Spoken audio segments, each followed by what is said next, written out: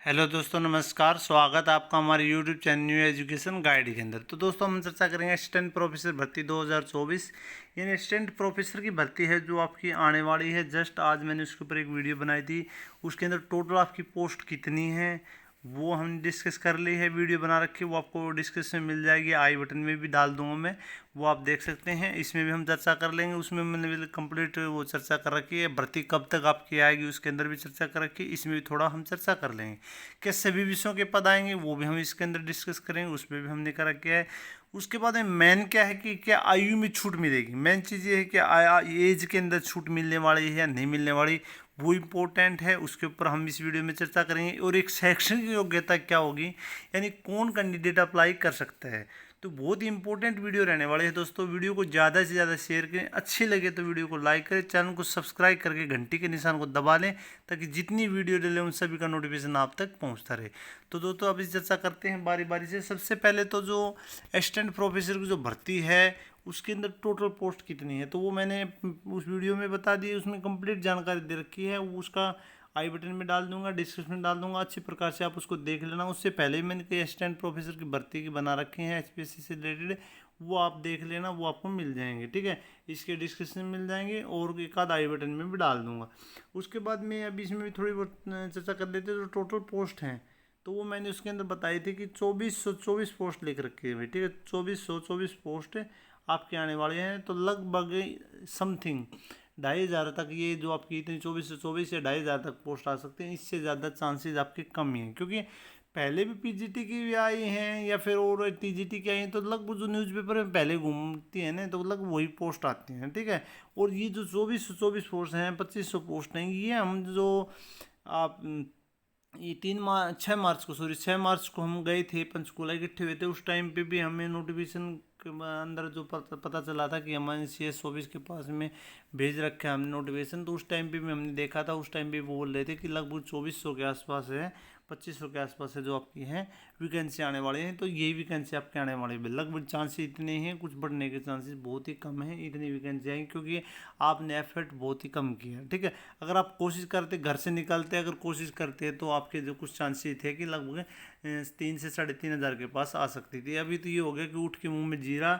इन 4700-4800 के आसपास पद खाली हैं और आपकी जो वैकेंसी हैं 2400 कुछ आ रहे हैं। ठीक है, तो बहुत ही शर्म की बात है वैसे सरकार के लिए, क्योंकि कितने 6 से 7 साल हो गए और अभी तक जो भर्ती इन्होंने नहीं निकाली। और अब भी मतलब ज़बरदस्ती कर रहे हैं तब निकाल रहे हैं थोड़ी बहुत। ठीक है, कोशिश कर रहे हैं।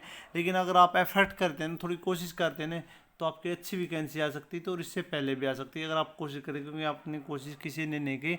और बहुत सारे तो ऐसे नेगेटिव कैंडिडेट हैं कि बोलते हैं कि भाई गर्मी है सर, हम घर से नहीं निकल सकते। तो ठीक है भाई, घर से निकल सकते हो तो आपको जैसे आप चाहोगे वैसी वैकेंसी मिल जाएगी। भर्ती जैसी होगी वो अपने हिसाब से पूरी कर देगी एचपीएस से। ठीक है, सरकार अपने हिसाब से पूरी कर देगी।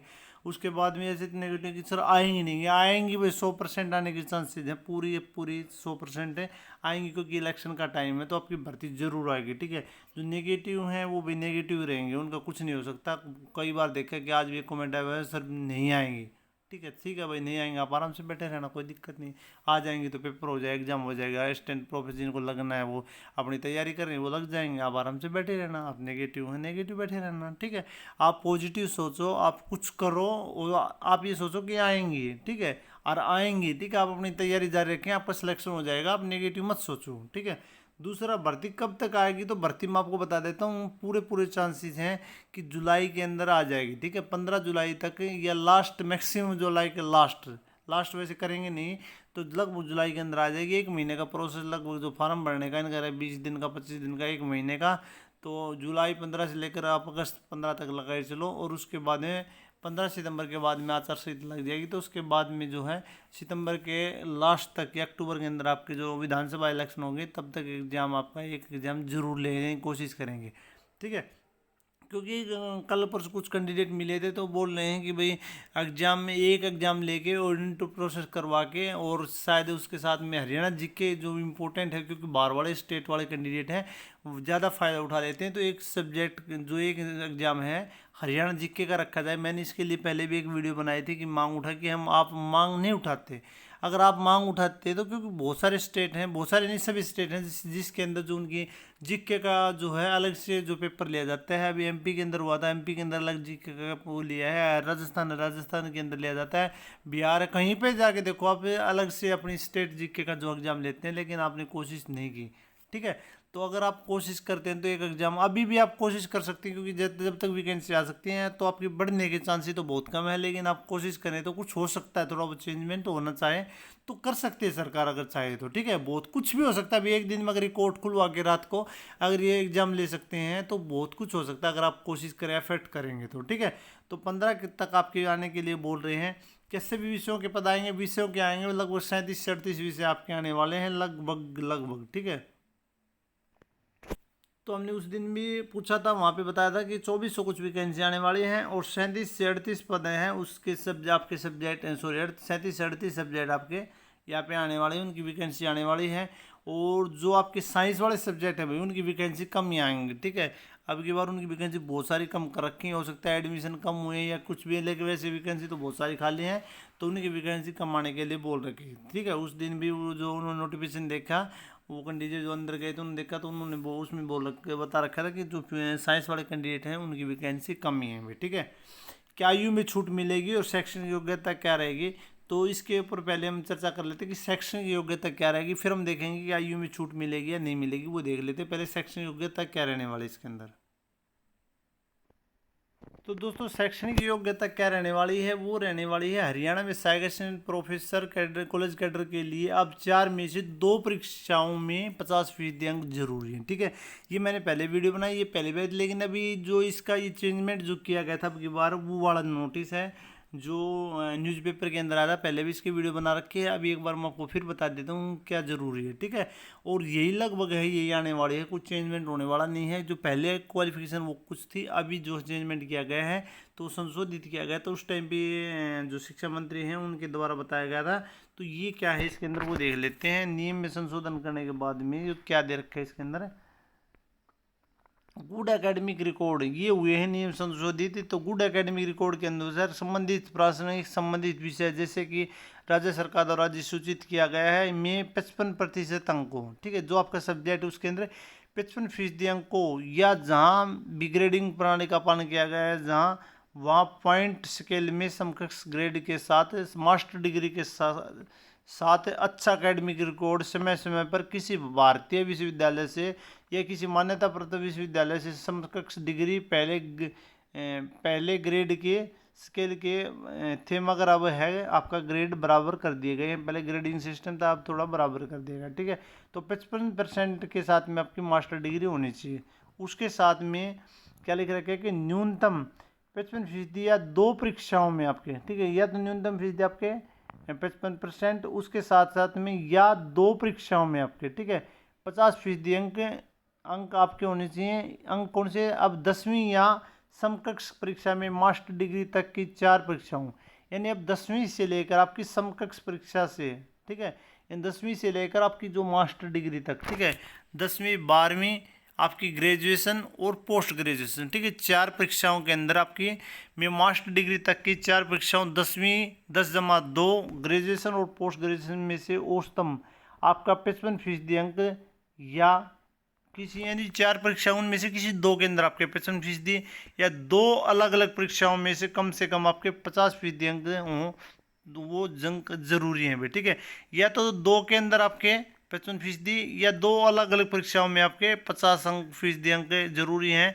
क्योंकि पहले ये थी परसेंटेज बहुत कम आती थी भाई, अब तो बहुत ज़्यादा परसेंटेज, अब तो पूरे के पूरे परसेंटेज शो हो रही है, पता नहीं किस हिसाब से क्या मतलब मार्किंग हो रही, क्या कुछ हो रहा है। तो अभी तो कैंडिडेट के जैसे 500 का है तो 500 में से 500 भी दिखा देते हैं और 499 भी दिखा देते हैं। ठीक है, तो बहुत सारे कैंडिडेट के आते हैं, लेकिन अभी पहले बहुत ही कम परसेंटेज आती थी। ठीक है, तो पहले वाले कैंडिडेट के बहुत कम परसेंट, तो ये लिख रखा है कि 2 का आपका ग्रेजुएशन के 10वीं से लेकर के पोस्ट ग्रेजुएशन तक 2 के अंदर 55% अंक हो, या 2 अलग परीक्षाओं में कम से कम आपके 50% अंक जरूरी हो।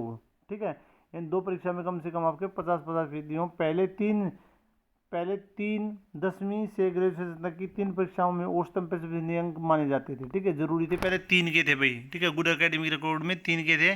जैसे 10वीं से लेकर पोस्ट ग्रेजुएशन या ग्रेजुएशन तक लगा के चलो, 3 के से 10वीं 11वीं 10वीं 12वीं और ग्रेजुएशन, ठीक है, उसके अंदर 3 के अंदर थे 55%।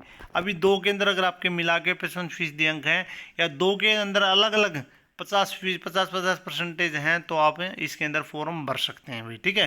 तो ये थे गुड एकेडमिक रिकॉर्ड। उसमें आरक्षण श्रेणी को 5% की छूट दी गई है। अनुसूचित जाति, अनुसूचित जनजाति, पिछड़ा ए वर्ग बी, क्रीमी लेयर से संबंधित उम्मीदवारों के लिए स्नातक के साथ साथ मास्टर स्तर पर 5% की छूट की अनुमति दी जा सकती है। हरियाणा दिव्यांग, अंधापन और कम दृष्टिवादी बहरा जो भी है अभी सुनने में कठिन है, अभी जो भी ये दे रखे हैं, एसिड से अटैक है किसी प्रकार के, सीखने के जो भी हैं उनके लिए भर्तियों के लिए पात्रता उद्देश्य से ये दे रखे हैं यहाँ पे। इसके अंदर 55% अंकों की पात्रता अंक, जहाँ भी ग्रेडिंग प्रणाली का पालन किया गया है वहाँ 1 पॉइंट स्केल में समकक्ष या ऊपर दी गई श्रेणी में 5% की इन जो भी कैटेगरी दे रखे हैं भाई, जो भी PWD वाले कैंडिडेट है, किसी प्रकार के कोई रोग से पीड़ित है, किसी प्रकार के, या फिर SC BC OB हैं कैंडिडेट है, तो उनके लिए 5% की यहाँ पे वो दे रखे हैं, वेटेज दे रखे हुए, ठीक है। और बाकी जो भी जनरल वाले हैं, अनरिजर्व वाले कैंडिडेट या अदर स्टेट से जो कैंडिडेट है, उनके लिए क्या है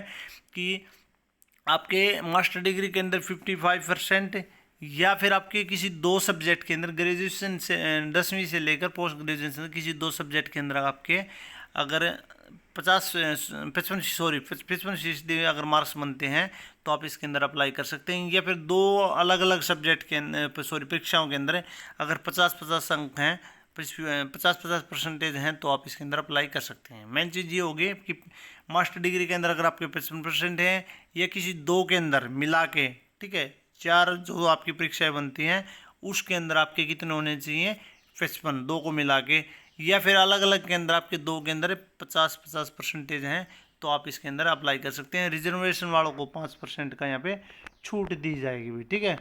उसके बाद में PhD हो तो या नेट हो जरूरी नहीं है, मगर PhD 2009 से मानकों के अनुसार हो, ठीक है। PhD है तो नेट की जरूरत नहीं है, अगर PhD वाले हैं तो वो अप्लाई कर सकते हैं, उनको लिए नेट की जरूरत नहीं। इसमें क्या लिख रखा है वो मैं आपको बता देता हूँ। विश्वविद्यालय अनुदान आयोग, वैज्ञानिक और औद्योगिक अनुसंधान परिषद CSR या नेट जो UGC के द्वारा आयोजित परीक्षा पत्र परीक्षा NET या UGC द्वारा मान्यता प्राप्त एक समान परीक्षा जैसे जो भी है आपका MPhil या PhD प्रदान करने के लिए न्यूनतम मानक प्रक्रिया अधिनियम 2009 और 2016 के समय पर उनके अनुसंधानों के अनुसार जो PhD संबंधित है या सम्मानित किए गए हैं। नेट जो CET है वो जो है स्टेट है उसकी ज़रूरत नहीं है, ठीक है, यानी उसमें छूट दी गई है नेट की और स्लेट की जो छूट दी गई है। यानी जो भी कैंडिडेट PhD जिन्होंने कर रखी है, MPhil कर रखी है, MPhil PhD डिग्री प्रदान करने के लिए न्यूनतम शैक्षणिक जो मापदंड है उसके अकॉर्डिंग 2009 के और 16 के अकॉर्डिंग, तो उनको जो है नेट में छूट दी गई होते हैं। फिर के 11 से पहले पंजीकृत हैं या डिग्री और ऐसी PhD प्रदान करने वाले ऐसे संस्थान तत्कालीन मौजूदा, ये नहीं PhD से रिलेटेड दे रखा है, तो PhD वालों को वही छूट दी गई है। ये कब PhD कर रखी वो आप अच्छे प्रकार से इसमें देख लेना, और अभी जैसे भी जो नोटिफिकेशन आएगा उसमें कंप्लीट जो चर्चा हम करने वाले हैं, ठीक है। अगर विदेश की यूनिवर्सिटी है तो टॉप 500 की रैंकिंग में हो तो वो कैंडिडेट जिन्होंने उससे PhD कर रखी है तो वो कैंडिडेट अप्लाई कर सकते हैं। और जो भर्ती से रिलेटेड जो नियम है वो जैसे नोटिफिकेशन आएगा तो उसके अंदर अलग से है आएंगे, तो उसके ऊपर हम चर्चा कर लेंगे। अभी ये जो पहले आ रखे थे जो न्यूज़पेपर में, तो वो हमने इसके अंदर डिस्कस कर लिए। तो आपके अंदर अगर ये हैं क्वालिफिकेशन तो आप इसके अंदर अप्लाई कर सकते हैं। उसके साथ में आपका नेट जरूरी है भाई, मास्टर डिग्री और साथ में आपका नेट, गुड क्वालिफिकेशन के लिए ये आपका, उसके साथ में नेट, या फिर PhD वाले हैं तो उनको नेट की ज़रूरत नहीं है, तो वो इसके अंदर अप्लाई कर सकते हैं। अभी रही एज की छूट, भाई एज की छूट है। अभी नोटिस कुछ दिन पहले न्यूज़पेपर में आया था कि एज की छूट है, जो पहले जो कैंडिडेट लगे हुए हैं डोप्ट बेस पे, जो कॉन्ट्रैक्ट बेस पे जो कैंडिडेट लगे हुए हैं, गेस्ट वाले लगे हुए हैं, तो उन्होंने कोर्ट में केस करा गया था। तो कोर्ट ने बोला है जो मतलब फ्रॉड है कैंडिडेट जिन्होंने बाद में PhD की है, तो वो कैंडिडेट सभी हटाए जाएंगे, और जो कैंडिडेट हैं जिनकी सारी चीज़ें जो ठीक हैं तो वो जो नई भर्ती तक रखे जाएंगे, लेकिन उनके एज के अंदर जो छूट दी जाएगी भी, ठीक है, एज के अंदर, या फिर उनको एक्सपीरियंस का कुछ दिया जाएगा तो उनको जो दिया जाएगा। बाकी जो दूसरे कैंडिडेट हैं उनको जो छूट मिलने के चांसेस हैं वो बहुत ही कम है फिर, ठीक है। क्योंकि एचपीएससी ने नहीं तो पीजीटी में दी, जो 19 में जिन्होंने वो कर रखा था, अप्लाई कर रखा, तो उनको भी छूट नहीं देगी, ठीक है। बोले थे कि वो एचएससी के द्वारा फॉर्म भरे गए थे, भरे तो हरियाणा के अंदर गए थे, लेकिन उनको भी छूट नहीं दी। तो आप इसके अंदर आप कोई वो नहीं कर सकते, इसके अंदर आपको बहुत ही कम चांसेस हैं आपको छूट मिलने के, ठीक है। लेकिन अगर आप एफर्ट करें, अगर आप कोशिश करें, जो एज वाले कैंडिडेट हैं, अगर आप कोशिश करेंगे तो आपको कुछ चांसेस हो सकते हैं। अगर उनको भी छूट मिलेगी तो उसके साथ साथ में आपको छूट मिलेगी, क्योंकि भर्ती को काफ़ी टाइम होगा।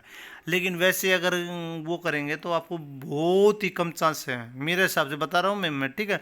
आप अपने हिसाब से बैठे बैठे कुछ एफर्ट लगाते रहें, लेकिन मैं आपको बता देता हूँ कि बहुत ही कम चांस है आपको एज में छूट मिलने के। अगर आप कोशिश करेंगे तो भर्ती आने से पहले, जैसे ही आपका नोटिफिकेशन आएगा उससे पहले अगर आप कोशिश करेंगे तो आपको कुछ छूट मिल सकती है। जो कैंडिडेट रिजर्व वो वाले हैं, जो गेस्ट वाले हैं, उनको जो छूट देने के लिए कोर्ट ने बोल रखा है, हो सकता है उनको छूट तो मिलेगी भी, ठीक है।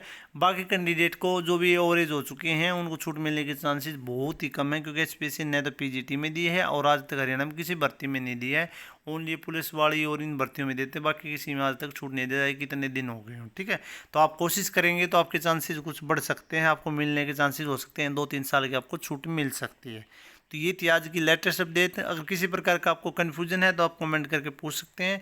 वीडियो को ज़्यादा से ज़्यादा शेयर करें, अच्छी लगे तो वीडियो को लाइक करें, चैनल को सब्सक्राइब करके घंटी के निशान को दबा लें, ताकि सभी प्रकार की जो भी नोटिफिकेशन आप तक सही टाइम पे पहुंचते रहें। और उसके बाद में अभी एक और वीडियो हम चर्चा करेंगे, उसके अंदर आपका एग्जाम पैटर्न सिलेबस लगभग क्या रहने वाला है, तो वो एक अलग वीडियो हम लेके आएंगे। तो फिर मिलते हैं नेक्स्ट वीडियो में। वीडियो देखने के लिए धन्यवाद। जय हिंद, जय भारत।